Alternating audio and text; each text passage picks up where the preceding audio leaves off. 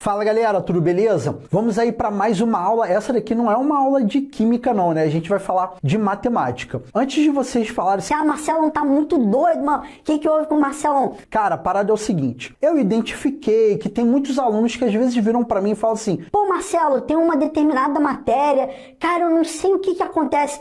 Eu vou bem nas outras matérias que são mais teóricas, e aí quando chega, por exemplo, estequiometria, fazer as matérias de cálculo, né? Vamos direto ao ponto.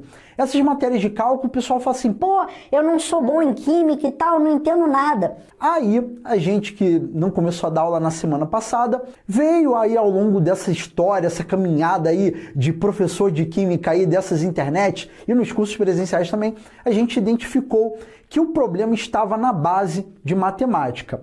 E aqui no YouTube a gente sabe que tem muitos professores de matemática, todos eles são excelentes, porém, como uma forma de agregar valor ao curso extensivo, eu resolvi trazer essa aula de notação científica para a química, onde nesse vídeo a gente vai falar tudo o que você precisa saber de notação científica para o curso de Química, tá bom? Então esse vídeo eu tô colocando aí na playlist do extensivo, nas playlists, aí, em várias playlists eu tô colocando esse vídeo aqui, e essa é uma aula complementar. Então se por acaso você tá vendo alguma aula minha em que eu coloquei na descrição do vídeo assim, ó, essa aula aqui é um complemento, caso você tenha dificuldade em matemática, é essa parada aí mesmo, tá? Então se você puder, deixa o seu like e não esquece que na descrição do vídeo eu sempre coloco várias... Cara, eu fico uns 20 minutos pensando na descrição do vídeo. Então, lê com muito carinho, que às vezes, pô, tá tudo lá. Às vezes você vai fazer uma pergunta, tá lá na descrição do vídeo. Show de bola, galera? Então, sem mais enrolações, vamos começar aqui falando o seguinte. Quais são os fundamentos básicos para a gente poder estudar a notação científica? Então, a pergunta, né, claro, que se segue é, para que serve isso? Então, a notação científica, ela tem como utilidade expressar de uma maneira mais fácil números que são muito grandes ou números muito pequenos. Então, por exemplo, aqui eu coloco um exemplo clássico que ao longo dos estudos em química, se você ainda não viu, vai chegar uma hora que você vai ver, que é a famosa constante de Avogadro. Essa constante, ela tem um valor. Que valor é esse? Esse é justamente esse aqui que está aparecendo no quadro. Então, o número é muito grande. Só que eu quero que você imagine a gente fazer cálculos com números assim, gigantes. Cara, não vai rolar. Entendeu? Não é nada prático. Já imaginou aquele arme e fetui que você estudou lá na escola e tal? Mano, não dá para fazer arme e fetui com isso aqui, que é um número muito grande. Então a notação científica visa pegar um número gigante como esse ou um número absurdamente pequeno, tipo 0,00000, entendeu? E você expressa de uma maneira mais fácil. E acredite, é uma ferramenta que ajuda muito, cara. Se você nunca estudou isso, vai ser assim, meu irmão, isso daí tá mais complicado. Acredite. Ajuda muito a notação científica. Então a notação científica ela serve para isso, para você expressar de uma forma mais fácil números muito grandes ou números muito pequenos. É claro que tem situações que a gente pode, um número que daria para fazer o cálculo lá com ele, um número normal, né, daria para você fazer lá, mas às vezes você bota para notação científica mesmo, para facilitar o cálculo e, mano, vida que segue. Então vamos começar aqui falando o seguinte, ó. Na primeira etapa, eu tenho uma continha básica, que é 1 vezes 10. Quanto que é 1 vezes 10? 1 vezes 10 vai dar como resultado 10. Fácil, não tem muita dificuldade com relação a isso. Agora, quanto que é 10 vezes 10? 10 vezes 10 é 100. Então vamos colocar aqui como resposta o número 100. Quanto que é 10 vezes 10 vezes 10? Vem ser o quê? 10 vezes 10, 100. 100 vezes 10 vem ser o quê? 1000. Eu posso pegar esses valores que eu dei como resposta e expressar utilizando potências, onde eu vou ter lá a base 10 e tal, um númerozinho multiplicando na frente, de uma maneira muito tranquila, muito fácil, que você que está em casa, por mais que eu tenha dificuldade de matemática, você vai entender onde eu estou querendo chegar. Então, 1 vezes 10, a gente sabe que é igual a 10. Eu poderia pegar isso daqui e representar de uma outra forma, que é o quê? Que vai ficar redundante, eu sei que vai ficar redundante, mas você vai entender onde eu quero chegar, ó. Posso pegar isso daqui e representar como que, ó, o valor 10 eu posso representar como 1 multiplicando 10 elevado a 1. Então, 1 vezes 10 elevado a 1, eu vou ter o quê? Eu vou ter 10. É o que basicamente eu já tinha colocado aqui. Agora, olha o que vai acontecer. Quando eu tenho o número 100, como eu poderia representar isso daqui? Tá vendo que eu coloquei 10 vezes 10? Eu poderia colocar 10 vezes 10 é 10 ao quadrado, não é? Quanto que é 2 vezes 2? Vai dar 4. O que é 4? 4 é 2 elevado ao quadrado. Então eu poderia pegar esse número aqui, o número 100, e colocar como 10 elevado ao quadrado. Eu também posso fazer o quê? Eu posso colocar assim, ó. 1 multiplicando 10 elevado ao quadrado, tá? E o 1000?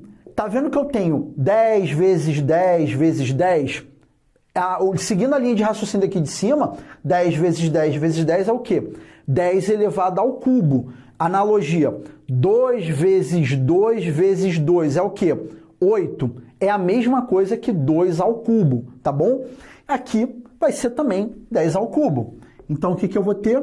10 elevado ao cubo, ou então eu posso pegar esse valor aqui de 10 ao cubo e representar como 1 multiplicando 10 ao cubo, que vai dar 10 ao cubo, que é a mesma coisa que 1000, tá? Então, isso daqui é meio que um aquecimento só para você que está em casa, que fala que tem dificuldade em matemática, olhar isso daqui e falar: caraca, Marcelo, que parada doida, maluco. Você tem 2 zeros aqui, o expoente é 2. Tá percebendo isso, ó? 1, 2, 3 zeros, o expoente é 3. Pô, tem alguma relação entre isso? Ao longo da nossa aula você vai identificar essas coisas que eu estou mostrando aqui para você, tá? Mas uma coisa que a gente tem que pensar que é assim: tá, beleza, Marcelo, aqui você está fazendo um cálculo com 10 e tal, pá. Cara, e se eu tiver um número, tipo assim, número 4, tá? Número 4, a linha de raciocínio pode ser com 6, 7, 8, 9, enfim. O número 4, como é que eu posso representar dentro dessa linha de raciocínio? Já ouviu falar que qualquer número elevado a 0 é igual a 1? Já ouviu falar? Qualquer número elevado a 0 é igual a 1. Então, o que eu vou fazer? Eu vou pegar esse número 4 e eu vou representar de uma outra forma. É óbvio que você vai olhar para mim e vai falar assim: pô, Marcelo, mas número 4 é número 4. Não tem por que eu simplificar isso daqui. Porque, na verdade, o que eu vou fazer aqui vai enrolar mais ainda o negócio, mas é só para a gente poder entrar aí na linha de raciocínio dessa aula, que é: o número 4 eu posso representar como o quê? 4 vezes 10 elevado a 0. Tá vendo? Quanto que é 4 vezes 10 elevado a 0? Qualquer número elevado a 0 vai dar 1. 1 vezes 4 é igual a 4. Aí você que está em casa: ah, Marcelo, eu posso colocar, por exemplo, 4 vezes 8 elevado a 0? 8 elevado a 0 é 1. 4 vezes 1 vai dar 4. Pode fazer? Pode. Por que eu não vou fazer isso? Porque, não sei se você já reparou, mas que o bagulho aqui gira em torno de quê? De uma base 10 e um expoente, tá?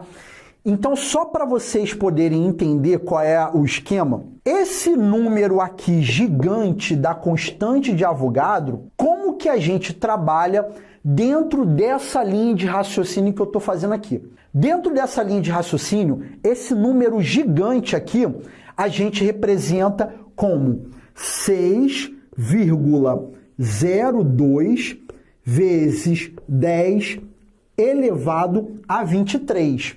E aí eu queria que você observasse o seguinte, ó. Olha só que parada maneira, olha como é que facilita. Esse número gigantão virou justamente isso daqui.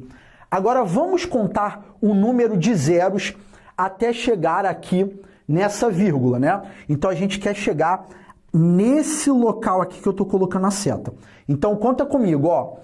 1, 2, 3, 4, 5, 6, 7, 8, 9, 10, 11, 12, 13, 14, 15, 16, 17, 18, 19, 20, 21. Até aqui tem 21 zeros. Mas se eu andar mais uma casa, vai dar 22 e mais uma 23. A minha vírgulazinha pararia aqui, tá vendo? 6,02 vezes 10 elevado a 23. Então isso daqui é meio que uma parte de fundamentos básicos, é meio que uma introdução ao tema para você ver e talvez nesse momento eu te provar que trabalhar com esse número é muito mais fácil do que ficar todas as horas que você vai fazer um exercício, ficar representando desse jeito aqui com um número gigantão, tá? Então o que a gente vai fazer agora? Agora a gente vai apagar o quadro, tá? Porque nós vamos para o segundo tópico que é como que eu pego um número, entre aspas, normal, como eu pego um número normal e passo para a notação científica. Então acompanha aí. Nesse tópico, nós vamos aprender como a gente pega um número normal e passa para a notação científica e de notação científica para o número normal, tá? Lembre-se que eu disse para você ler na descrição do vídeo, por quê? Depois desse tópico, eu vou pedir para você fazer alguns exercícios da lista para você ver se está entendendo a matéria, tá?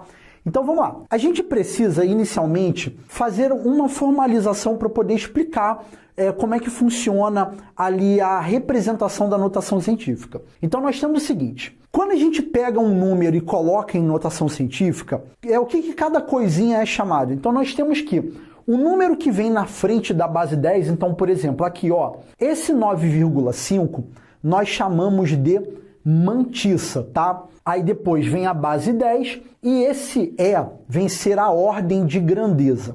Ordem de grandeza é algo que vocês vão ver bastante aí no curso de física, aí com base no professor que vocês estudam, tá? Então eu não vou me aprofundar muito na ordem de grandeza. Então, esse expoente aqui, ele é chamado de ordem de grandeza e eu vou estar falando muito ao longo da aula de expoente, tá bom? Então vamos lá.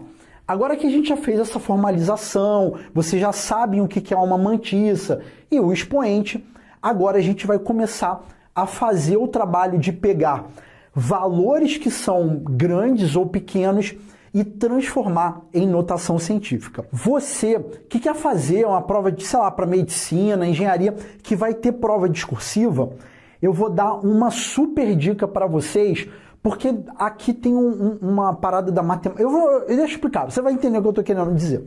Preste atenção. Como que eu pego esse número e passo para a notação científica? Primeiro passo, você tem que ver a questão de onde está a vírgula. E aí eu pergunto para você que está em casa, esse número aqui, a vírgula está aonde? Quando você não estiver vendo nada, é porque a vírgula está escondida. E em que local? Está escondida aqui no final. Então esse número aqui tem uma vírgulazinha escondida, que essa vírgula não tem necessidade de se representar. Vamos dar um exemplo que é o seguinte: quantos reais você tem no bolso aí agora? Aí você fala assim, eu tenho 10 reais.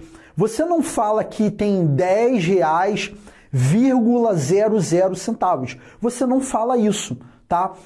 Então é mais ou menos essa linha de raciocínio. Então essa vírgula nos 10 reais você não representa, mas você sabe que tem 10,00. Se você tem 00 depois, não tem necessidade você dizer que é 10,00. Você simplesmente fala 10 e é isso, tá? Aqui é a mesma coisa. Então eu coloquei a vírgula aqui. E qual é a ideia? A ideia é a gente caminhar com essa vírgula até chegar na mantissa. Como que a gente vai fazer isso? Eu vou pegar a vírgula no giz amarelo, acompanha comigo. A vírgula está aqui. Eu vou andar 1, 2, 3, 4, 5. Andei 5 casas para a esquerda e cheguei aqui antes do 6. Então o que eu vou fazer? Vou pegar e vou representar assim, 6,0 vezes 10. Então observe que eu estou seguindo aqui o padrãozinho. Agora olha só, quantas casas que eu andei com a vírgula para a esquerda? Vamos lá. A gente andou 5 casas com a vírgula para a esquerda. Então,